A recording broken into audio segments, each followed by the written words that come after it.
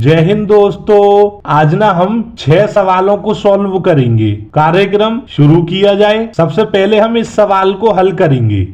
देखिए, ये जो चिन्ह बना है ना, इसे हम हिंदी में कहते हैं वर्गमूल और इंग्लिश में कहते हैं स्क्वायर रूट और बोलचाल में इसे रूट कह देते हैं। ठीक है, ये जो 256 लिखा है ना, सबसे पहले हमें 256 के फैक्टर करने पड़ेंगे।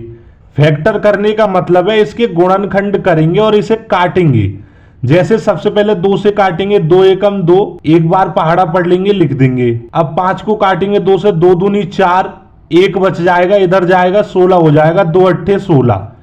अब फिर से 2 से काटेंगे, 2 छिक्के 12, 2 चौक 8, फिर 2 से काटेंगे, 2 तिया 6, 2 दूनी 4, फिर 2 से काटेंगे, 2 एकम 2, 1 इधर बचेगा, 12 हो जाएगा, 2 छिक्के 12, फिर 2 से काटेंगे, 2 अट्ठे 16, फिर 2 से काटेंगे, 2 चौक 8, फिर 2 से काटेंगे, 2 दूनी 4, फिर 2 से काटेंगे 1।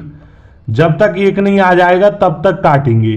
ठीक है, अब हम इस चिन्ह का मतलब समझते हैं। जो भी आपने गुणनखंड किए हैं ना, उसमें एक जैसे नंबरों का जोड़ा बनाओ। देखो, 1 2 और 1 2, एक जोड़ा बन गया, फिर एक ये दूसरा जोड़ा, फिर ये एक तीसरा जोड़ा और ये एक चौथा जोड़ा। ठीक है, अब ये जो जोड़ा बनाया है, इन दोनों नंबरों का 1 2 लिख दो, गुणा ये जो दूसरा जोड़ा बनाया है, इनका भी 1 2 लिख दो, गुणा ये जो तीसरा जोड़ा बनाया है, इनका भी 1 2 लिख दो, गुणा ये जो चौथा जोड़ा बनाया है, इनका भी 1 2 लिख दो। और अब इनका आपस में गुणा कर लो। 2 दूनी 4, 4 दूनी 8, 8 दूनी 16। 256 का वर्गमूल स्क्वायर रूट 16 होता है।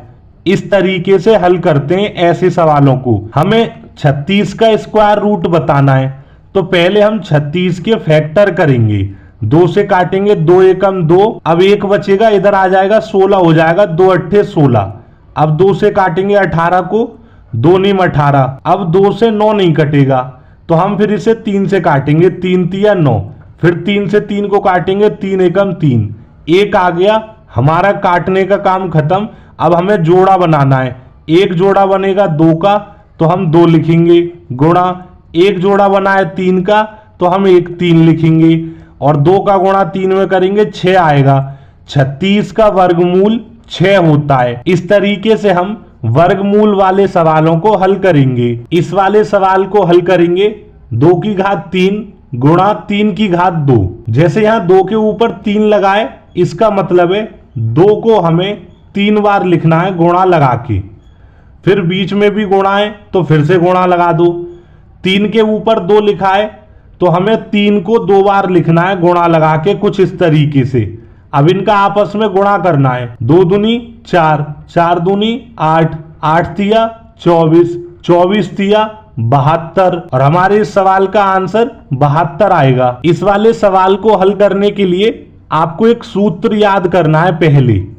देखिए, अगर कोई नंबर है, उसके ऊपर पावर लगी है m और उसके ऊपर भी पावर लगी है n, तो हमें नंबरों के ऊपर जो पावर है उनका गुणा करना है। ऐसे ही हम यहां पर पहले 2 लिखेंगे, उसके ऊपर पावर लगी है 3 और उसके ऊपर पावर लगी है 2, तो 3 और 2 का गुणा करेंगे, तो 3 और 2 का गुणा करेंगे, 6 आएगा। 2 की पावर 6 का मतलब है 2 को 6 बार लिखो गुणा लगा के, कुछ इस तरीके से। और अब इनका आपस में गुणा करो। 2 दूनी 4, 4 दूनी 8, 8 दूनी 16, 16 दूनी 32, 32 दूनी 64, और हमारे इस सवाल का सही आंसर 64 होगा। अब हम इस वाले सवाल को हल करेंगे। देखिए, यहां पर कोष्टक है, भाग है, गुणा है, जोड़ है और घटाव है। सबसे पहले कोष्टक हल करना होता है। पहले आप 6 का भाग 12 में करिए, 6 दूनी 12, 2 आ गया और 0 ऐसे ही लगा दीजिए। हमने कोष्टक हल कर लिया, उसके बाद पूरा सवाल ऐसे ही उतार देंगे। एक बार में एक ही चिन्ह हल करते हैं।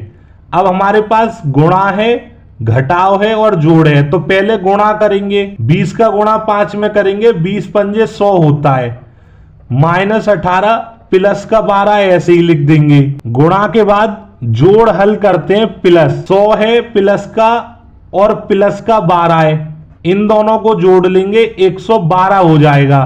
माइनस का 18 ऐसे ही लिखेंगे। और अब हमें 112 में से 18 को घटाना है। इस सवाल को हल करके 94 आंसर आएगा। अब यही तरीका हमें इस वाले सवाल को हल करने में लगाना है। सबसे पहले हम कोष्टक को हल करते हैं। 250 में से 50 कम करेंगे, 200 बचेगा। 10 का गुणा 2 में करेंगे तो 20 आएगा।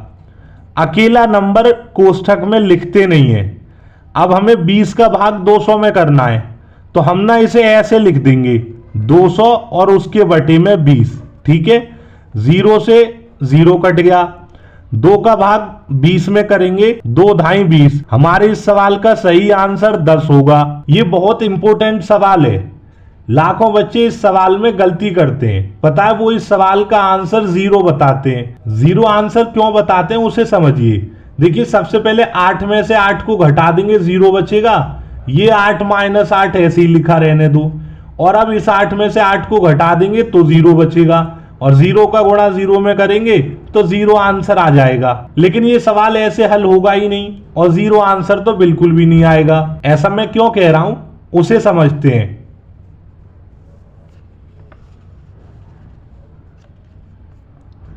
मैंने अभी आपको बताया, सबसे पहले ब्रैकेट को हल करते हैं, कोष्ठक को। 8 माइनस 8 ऐसे ही लिख दो। 8 में से 8 गया तो 0। ठीक है, अब मैंने आपको बताया था अकेला नंबर कोष्ठक में नहीं लिखा जाता है, तो हम यहां पर 8 माइनस लिखेंगे और कोष्ठक हटा देंगे और गुणा का निशान लगा देंगे। अब हमारे पास 2 चिन्ह है, एक गुणा का और एक घटाव का। तो पहले गुणा करते हैं। 8 में 0 से गुणा करेंगे तो 0 ही आएगा, ये तो छोटा बच्चा भी बता देगा। और अब 8 में से 0 घटाएंगे तो 8 आएगा। इस तरीके से इस सवाल को हल करेंगे तो इसका सही आंसर 8 होगा। 2 माइनस 2 ब्रैकेट में 2 माइनस 2। इस सवाल को हल करके सही आंसर आप मुझे कमेंट में बताइएगा। आगे इसी चैनल पर और मजेदार मैथ की वीडियो आएंगी जो आपको होशियार बनाएंगी, तो चैनल को सब्सक्राइब कर लीजिएगा। धन्यवाद।